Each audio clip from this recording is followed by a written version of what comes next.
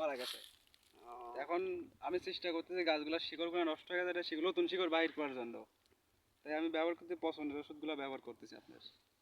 আর এই যে দেখতেছি যে হচ্ছে আপনার গাছে যে মোটামুটি বড় ধরনের জ্বালা আসছে, তো এইগুলার জন্য আপনি কোনো কীটনাশক ব্যবহার করছেন কিনা? হ্যাঁ, ব্যবহার করছি আপনার লোবলাল ব্যবহার করছি আপনার হচ্ছে গান জ্বালা আসার জন্য হচ্ছে আপনি ব্যবহার করছে এই যে লিটোসিন ব্যবহার করছে। লিটোসিন ব্যবহার করলে আপনার দ্রুত জ্বালাটা আসে আর জ্বালাটা টেকসই থাকে।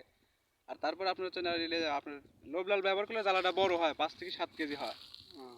আর এই যে দেখতেছি আপনার জমিতে অনেক গাছ হচ্ছে মারা গেছে, এই গাছগুলো আসলে আপনার ঠিক করার কোনো কি উপায় আছে নাকি এগুলো সব মারা যাবে? হ্যাঁ আছে, নতুন শিকড় বাই করার জন্য আমি ওষুধ ব্যবহার করতে আপনার এই যে কি যেন ওষুধের নাম, আমার নামটা খেয়াল হচ্ছে না, সেই ওষুধটা ব্যবহার করছি আপনার। এটা 1 সপ্তাহের মধ্যে সারিয়ে যাবে সবকিছুই। আর এই যে যতক্ষণে জমি লাগাইছেন দেখতেছি অনেক গাছ মারা গেছে, তো সেই ক্ষেত্রে কি আপনি এখান থেকে লাভবান হবেন নাকি ক্ষতির সম্মুখীন হবেন? আপনার এইটুকু তো গাছ আমার নষ্টও হয় না, তারপর আমি যে ওষুধগুলো ব্যবহার করছি এইটুকুতে আপনার হচ্ছে আপনার ডবল টাকা আসবে এই জায়গা থেকে, আচ্ছা অনেক ভাই, লাভবান হতে পারবে। আচ্ছা আচ্ছা ঠিক আছে ভাই, আপনাকে ধন্যবাদ।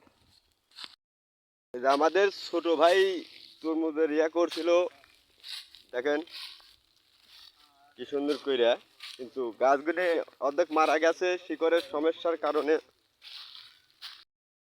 তরমুজে মিন্ডিয়া তরমুজ ভালোই ধরছে এই ভুঁয়ে। ওরা দেখতে পাচ্ছি তরমুজের, দেখেন তরমুজের ছবি তুলছি, তরমুজের লোয়া হচ্ছে। এই দেখেন ভালোই তরমুজ ধরছে, এখানে 3-4 তরমুজ দেখলাম। আল্লাহ ভালোই ধরছে আমাদের ছোট ভাইয়ের ভুঁয়ে। এই দেখেন গোটা ভুঁই, এটা গোটা ভুঁয়ে গাছের অবস্থা এ উপরে ভালো আর নিচে একটু দুর্বল হয়ে আছে। এই দেখেন তরমুজ, এটা হলো ওই ভুঁয়ের শিরা তরমুজ। এটা 5-7 কেজি ওজন হবে এটা আল্লাহ দিলে।